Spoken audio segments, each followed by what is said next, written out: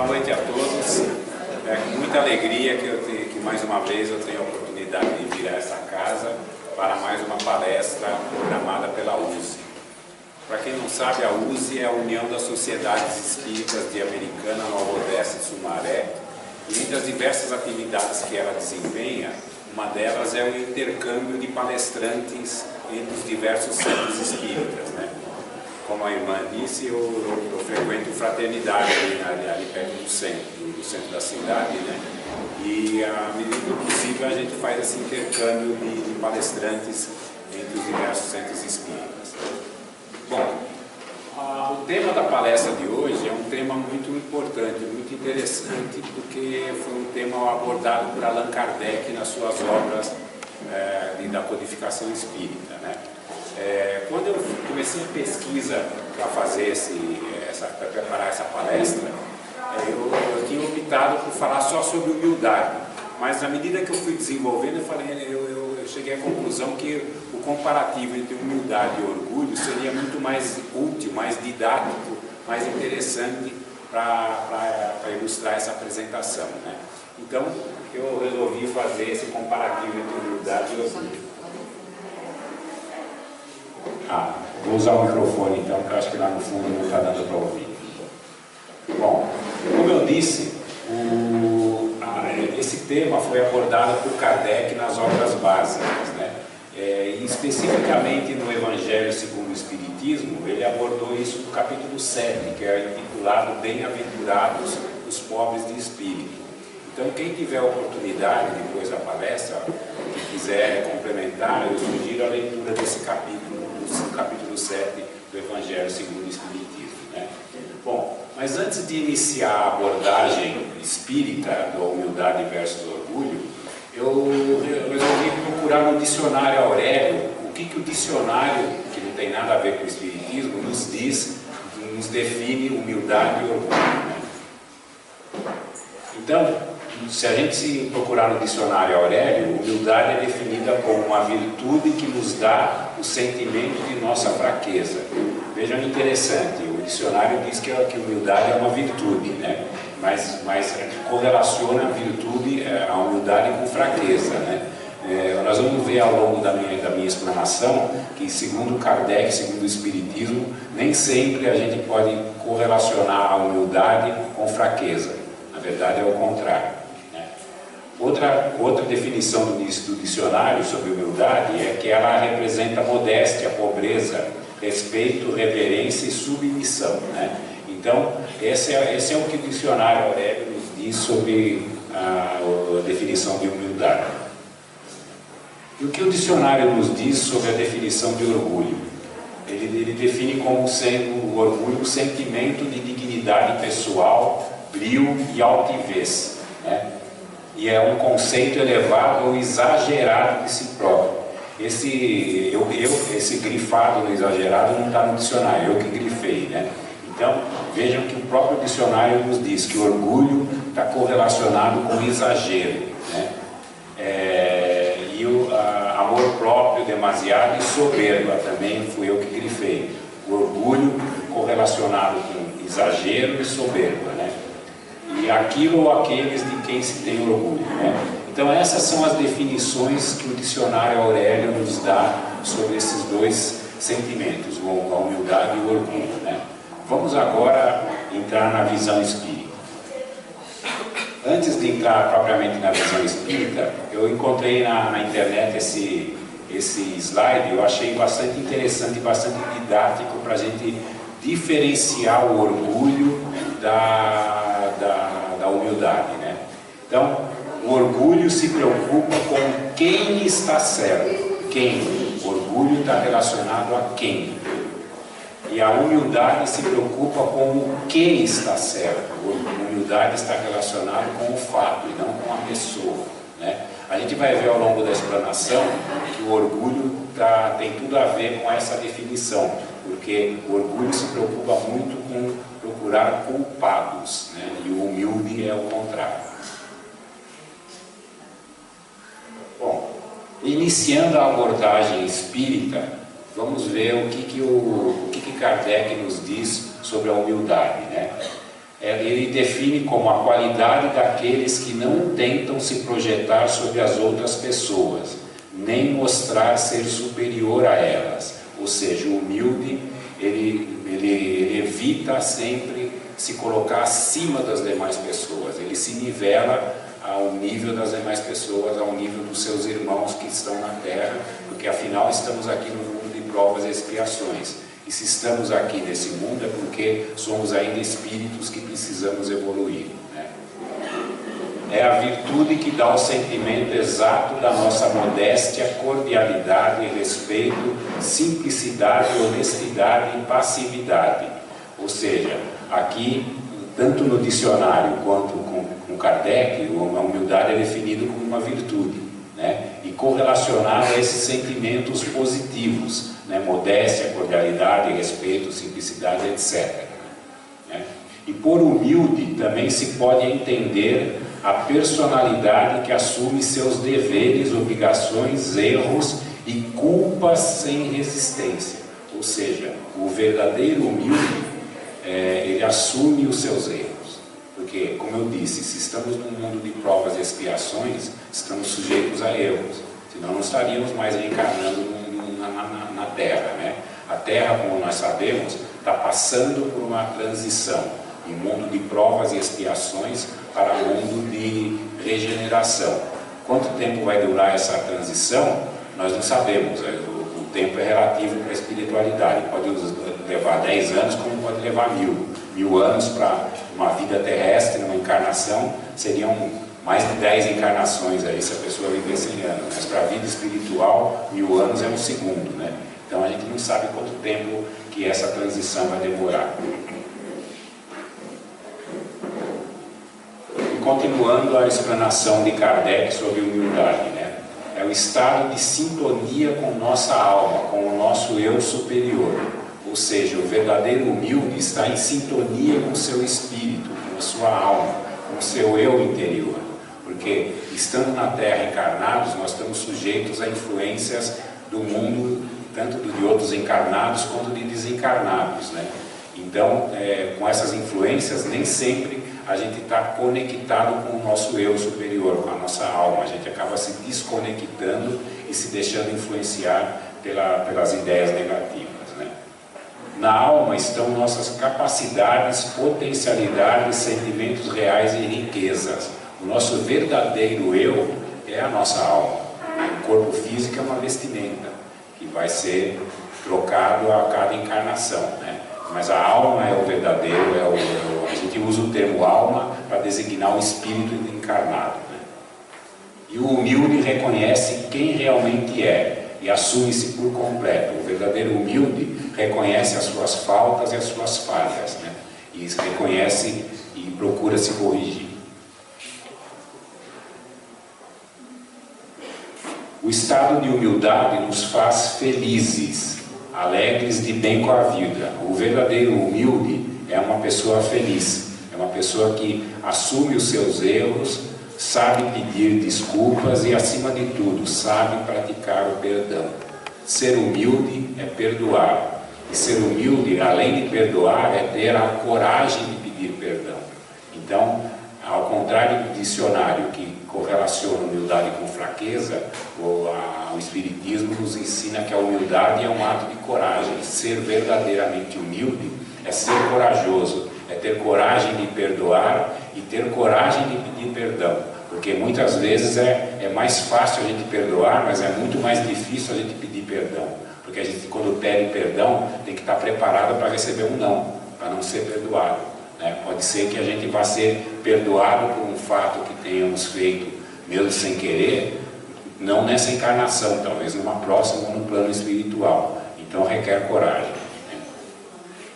Entramos em sintonia com forças superiores, somos sustentados pelo bem e ficamos cheios de vida, de energia, né?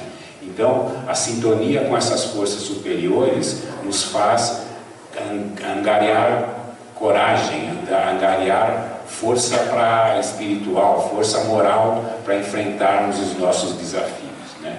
E a verdadeira humildade traz sensação de bem-estar e prazer. O verdadeiro humilde tem prazer em viver, porque ele vai estar preparado para pedir perdão e para perdoar.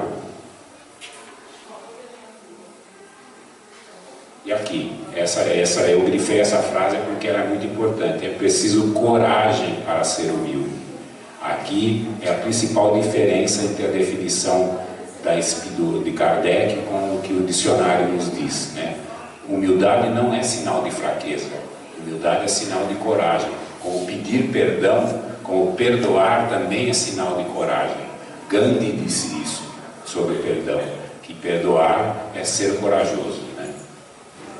Assumir-se por inteiro, confrontar-se com as próprias imperfeições, fraquezas e limitações.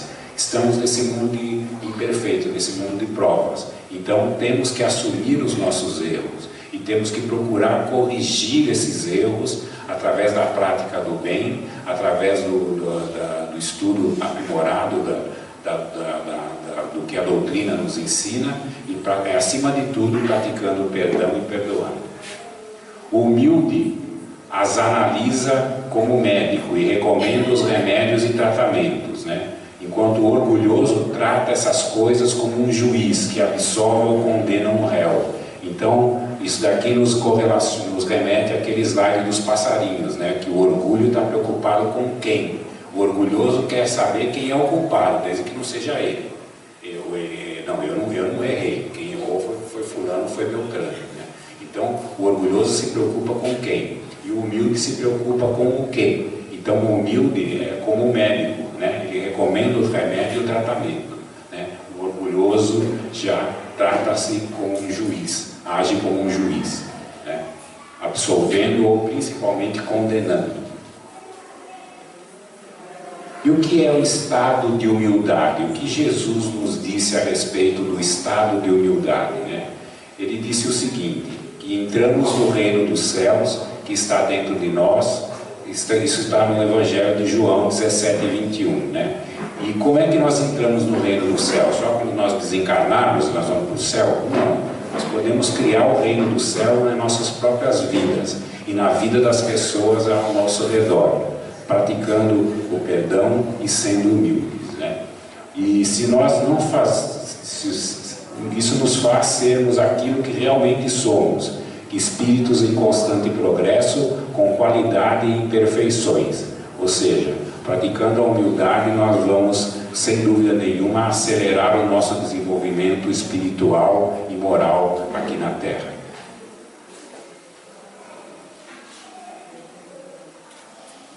O que Paulo disse sobre a humildade? Ele disse que Deus escolheu as coisas fracas, pobres, insignificantes e pequenas do mundo para anular o orgulho dos que se acham superiores. Isso está na primeira carta aos Coríntios. O que quer dizer isso, né? Quer dizer que Deus escolhe os humildes por serem mais dóceis à sua voz e à sua vontade. O orgulhoso não ouve o seu irmão e não ouve a Deus, né? Ou tem muita dificuldade em ouvir a Deus, porque ele não está preparado para ouvir a censura, para corrigir os seus próprios erros, né? Enquanto que o humilde, ele está preparado para isso, né? O verdadeiro humilde, né? Eles são mais dóceis em cumprir a lei de amor ensinada por Jesus, ou seja, amai-vos uns aos outros como eu vos amei. Isso está no Evangelho de João. Quando, por exemplo, uma pessoa humilde comete um erro, diz: eu me equivoquei, e pede desculpas, e pede perdão, mesmo estando preparada para não ser desculpado, para não ser perdoado, né? E pois sua intenção é de aprender e de crescer. Mas quando uma pessoa orgulhosa comete um erro, ela diz: não foi minha culpa, né? Porque se acha acima de qualquer suspeita. Ou seja, o orgulhoso, ele está sempre preocupado em culpar alguém, desde que não seja ele, né? Esse é o grande defeito, vamos dizer, o maior defeito que o orgulhoso tem, né? E quando eu digo orgulhoso, existe um orgulho, uma parcela de orgulho que é positiva. A gente pode, por exemplo, ter orgulho do nosso trabalho feito, ter orgulho do nosso filho, do nosso pai, da nossa atividade, ter orgulho de alguma coisa que tenhamos feito, desde que esse orgulho não nos coloque acima dos nossos outros irmãos, desde que nós não encaremos o orgulho como, eu sou o melhor, mas fulano não é boa coisa, né? Isso aí já resvala para o orgulho negativo. Então, existe um orgulho positivo, mas ele é muito pequeno, ele tem que estar correlacionado com a humildade. Falamos muito do orgulho, da humildade, e vamos falar agora um pouco do orgulho. O que Kardec, o que a espiritualidade nos fala sobre o orgulho, né? Que o orgulho e o egoísmo são os piores flagelos da humanidade e as principais causas de todas as coisas ruins que acontecem na Terra. Então, orgulho e egoísmo andam lado a lado, né? Do orgulho nascem a vaidade, a autopiedade, a lamúria, a revolta, a raiva, o ódio, enfim. Todos os sentimentos negativos se originam do orgulho e do egoísmo, né? Então, o orgulho é o germe da negatividade, enquanto que a humildade é o germe, a humildade e o perdão são o germe da positividade, da bondade, né? E agora, como é que funciona o orgulho? Como é que ele nos modifica? Como é que ele nos altera a nossa percepção da realidade? Primeiro, o amor e o orgulho são sentimentos opostos.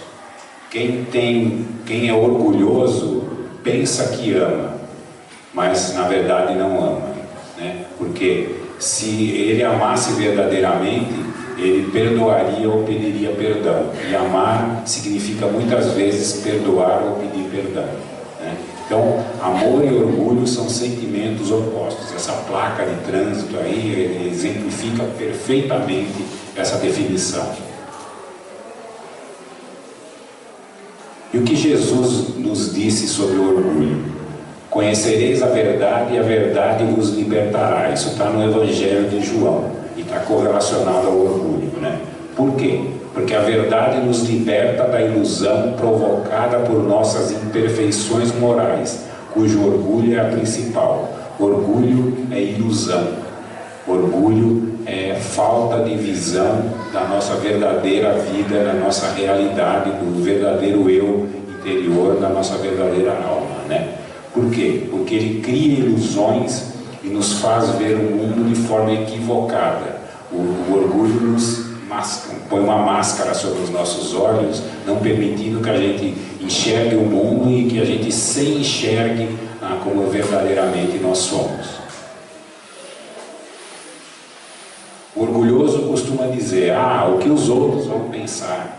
Ele está sempre preocupado com o que vão pensar de mim, o que a sociedade vai pensar, o que fulano, o que o meu vizinho vai pensar, o que meu parente vai pensar se eu fizer isso ou fizer aquilo, ou o que eles vão pensar se eu admitir que eu errei e pedir perdão.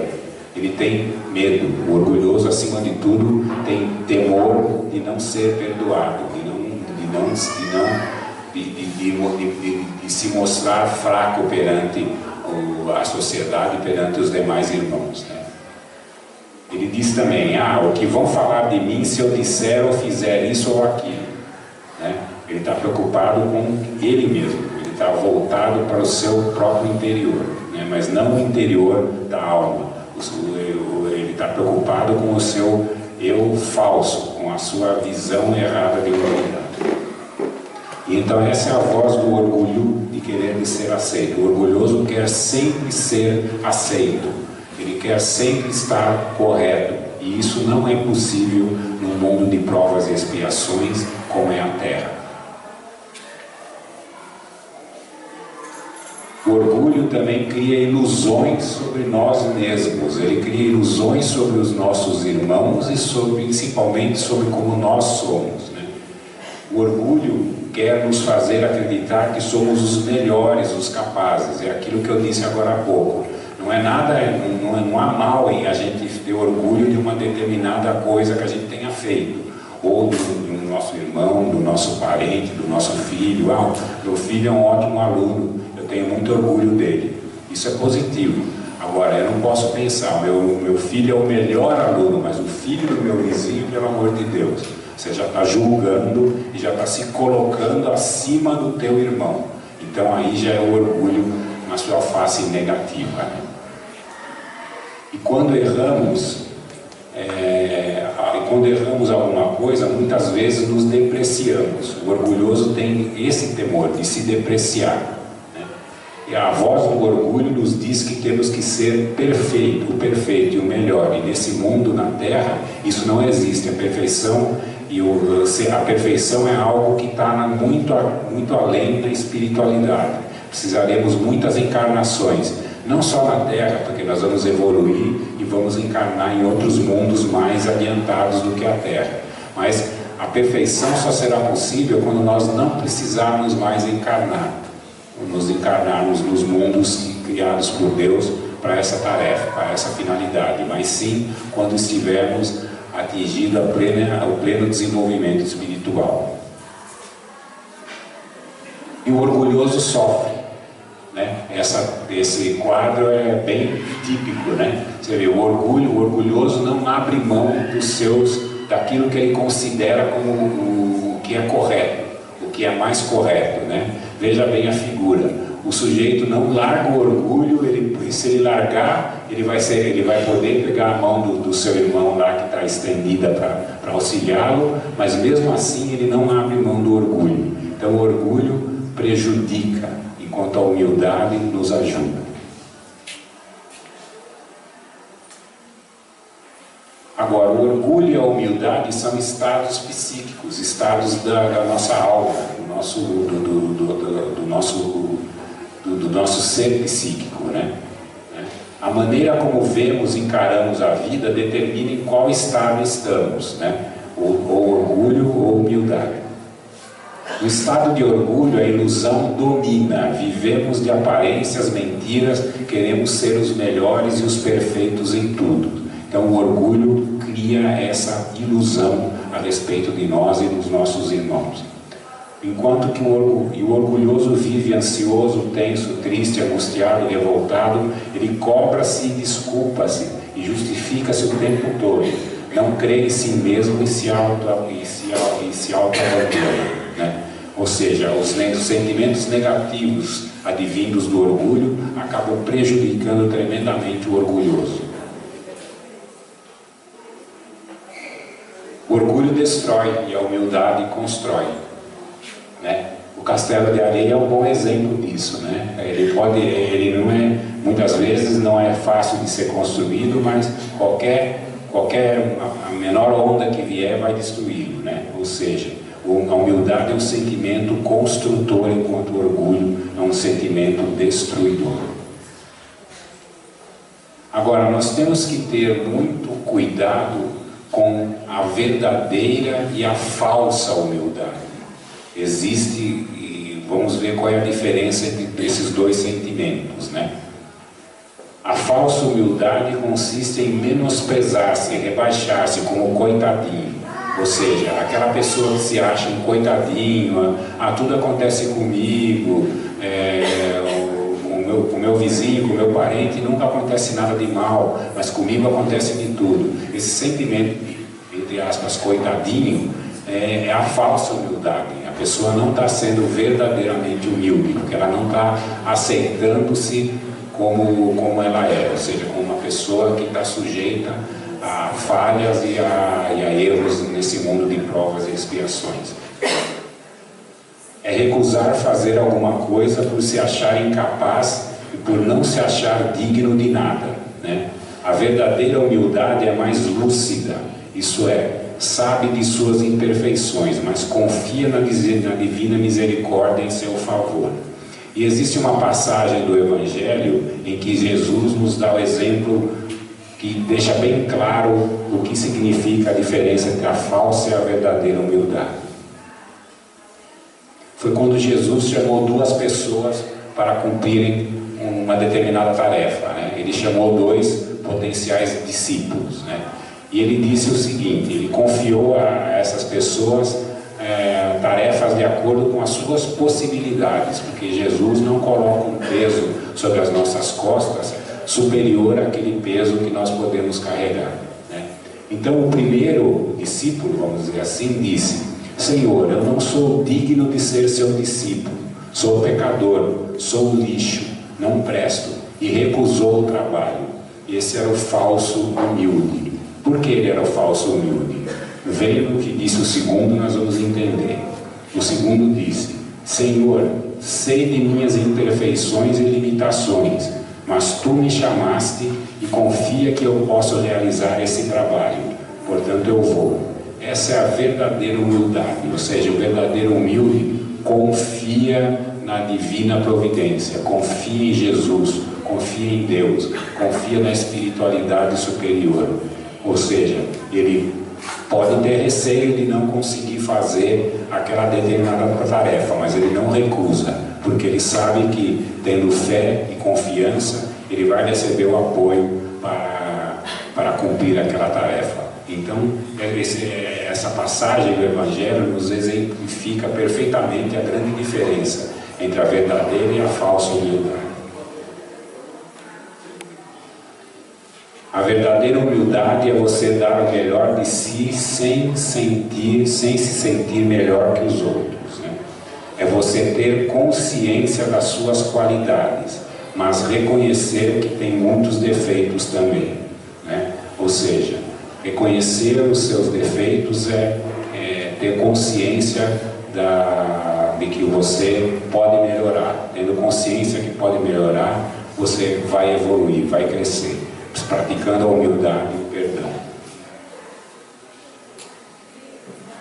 E ainda sobre a verdadeira e a falsa humildade.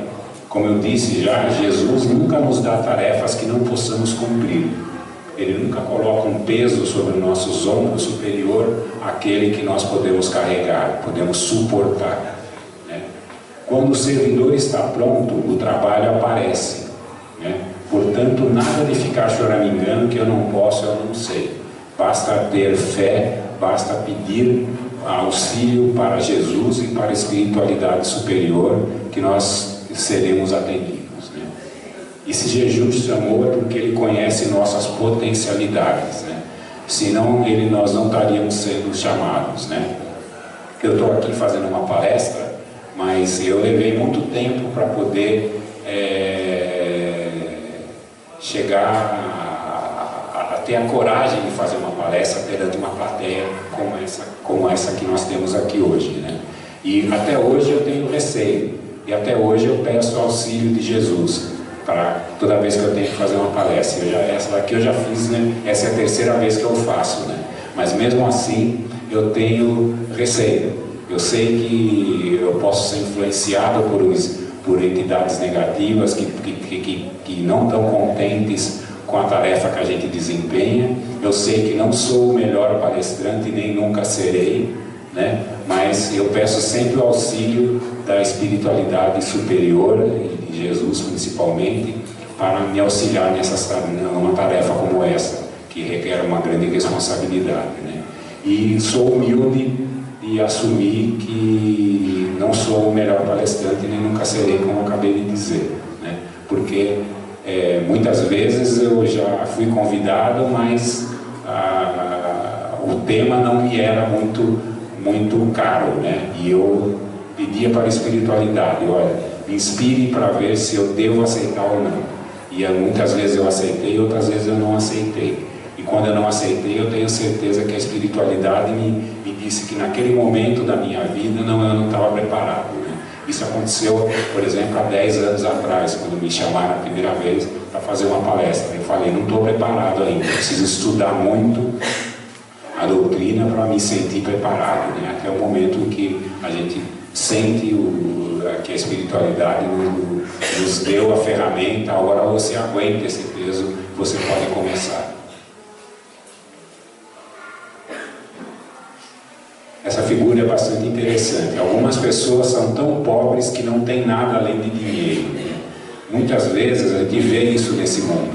Pessoas ricas no sentido de monetário, no sentido físico, né? Mas que são pobres de espírito, que não têm a humildade, que não têm sentimentos para com os seus irmãos, né? Ou Ou seja, é como essa figura aí, uma mulher bem vestida, podemos dizer, né? Como fazendo um papel de mendigo, né?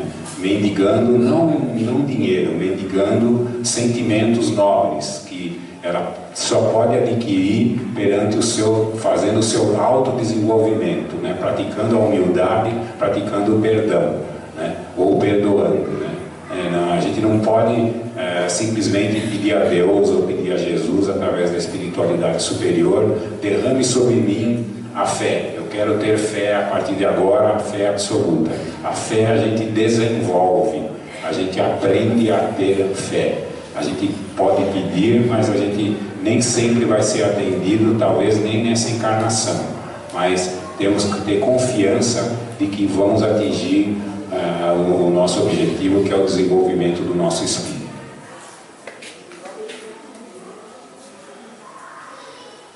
Quem se humilhar será exaltado. Tenho certeza que todo mundo já ouviu essa frase, porque está no Evangelho, né? Jesus disse que quem se exaltar será humilhado e quem se humilhar será exaltado. O que isso significa? Que quem vive em estado de orgulho vai sofrer muito, como eu já disse, né? E quem vive em estado de humildade, de sintonia com o seu eu superior, será feliz, né? Isso é o que Jesus quis nos dizer com essa frase, né? Quem se humilhar será exaltado, né? O estado de humildade nos deixa em sintonia com as forças e energias superiores. Ou seja, praticando a humildade e o perdão, nós vamos nos conectar com a espiritualidade superior, com a espiritualidade positiva, com a espiritualidade ligada ao bem, né? E com isso nós vamos receber energias de amor, paz, alegria, felicidade, bem-estar, ternura e carinho e amizade, né? E vamos atingir o equilíbrio emocional e termos o bom senso e a lógica e o raciocínio para seguirmos a nossa existência, né? Por outro lado, o orgulho nos deixa em sintonia com as energias negativas, com as energias inferiores, né? Ou seja, o medo, a angústia, a ansiedade, a tristeza, ódio, raiva e ressentimento, né? Isso fica bem claro para nós, pelo que eu já expliquei. Essa figura é muito interessante, muito importante. Cada vez que você subir um degrau no sucesso, suba 2 na humildade. Essa figura está correlacionada com aquela da mulher pedinte lá, bem vestida, né? Porque muitas vezes a gente se desenvolve, a gente cresce na vida, a gente tem um desenvolvimento tanto material, quanto psíquico, quanto físico, né, quanto moral, mas esse desenvolvimento em algum momento pode ser conturbado pelo orgulho, pode ser prejudicado pela ilusão que o orgulho nos coloca à frente dos nossos olhos, né? Por quê? Porque é natural do ser humano, né? Quantas pessoas, quantos, às vezes, políticos, cientistas, que a gente vê que atingem grandes desenvolvimentos nas suas atividades, né? Se tornam sumidades perante a humanidade encarnada, mas que depois a gente acaba descobrindo que moralmente eram pessoas muito baixas, pessoas que não se deixaram apegar pela humildade, né? Então é muito importante subir um degrau no sucesso, sobe 2 na humildade, né? Para que você não caia no erro de se achar o rei da cocada preta, como se diz, né? Eu sou o melhor de tudo, do mundo, e ninguém é melhor do que eu. Isso não existe. Pelo menos na Terra não existe. E agora indo já mais para o final da nossa apresentação, né? O comparativo da humildade versus o orgulho, né? A humildade, então, é uma força moral por excelência, né? Ela nivela todos nós como irmãos e estimula a prática mútua do bem. O humilde pratica o bem, o humilde pratica o perdão e perdoa, né? Enquanto que o orgulho é uma fraqueza, porque ele dispersa, odeia, revida, ele faz com que o homem sucumba à menor contrariedade. Quer dizer, qualquer pequeno erro, qualquer pequena contrariedade, o orgulho já faz com que o homem desista do bom caminho e procure culpar alguém por algum fato errado ou fato negativo que esteja ocorrendo na sua vida. Humildade não é dizer sim a tudo e a todos, isso é importante, nem apregoar que somos humildes, não é aceitar tudo o que dizem. Humildade é saber que somos e valemos, é procurar e corrigir nossos defeitos e falhas, não se impor aos outros. Quem é humilde não sabe o que o é, mas quem não o é, pensa que é, né? Então, como eu disse, a gente pode se considerar humilde, mas nós estamos sempre sujeitos a cair na trilha da falsa humildade. Eu já caí, todos nós aqui já caímos, e com certeza ainda cairemos. Estamos nesse mundo para desenvolver o nosso espírito, e a ideia é desenvolvermos o nosso espírito nesse mundo para que numa futura encarnação talvez não precisemos encarnar na Terra novamente, mas num mundo mais adiantado, para continuar a nossa evolução espiritual. E a humildade segundo Jesus. Ser humilde é ser corajoso perante os reveses da vida. Jesus nos disse isso e Ele nos deu exemplos disso ao longo da sua passagem pela Terra. É perseverar no combate às próprias más tendências, combater os nossos maus sentimentos, os nossos maus pensamentos. É vencer os obstáculos naturais sem revolta, sem violência, perdoando a quem nos ofenda, trabalhando e servindo abnegada e incessantemente. E Jesus nos deu vários exemplos de humildade ao longo da sua encarnação na Terra. O principal deles foi esse, aquela passagem em que ele lava os pés dos apóstolos. Que maior símbolo de humildade! O Espírito Jesus, como sabemos, é o Espírito mais evoluído que já passou pela Terra. É o verdadeiro dirigente que criou a formação da Terra, e de outros mundos também. E ele, nessa posição, ele teve a humildade de lavar os pés daqueles 12 apóstolos, daqueles 12 humildes pescadores, daquelas 12 pessoas simples que o seguiam. E ele fez isso porque ele foi o maior líder da história. Demonstrou que a humildade nos torna grandes, a humildade não nos torna fracos. Aqui, mais uma vez, a diferença entre o que o dicionário Aurélio, explica como sendo a definição de humildade correlacionada à fraqueza. Aí o Espiritismo nos ensina que não, que a humildade é correlacionada à força moral, força espiritual, não força física. E essa demonstração de Jesus é a maior que ele poderia nos ter dado.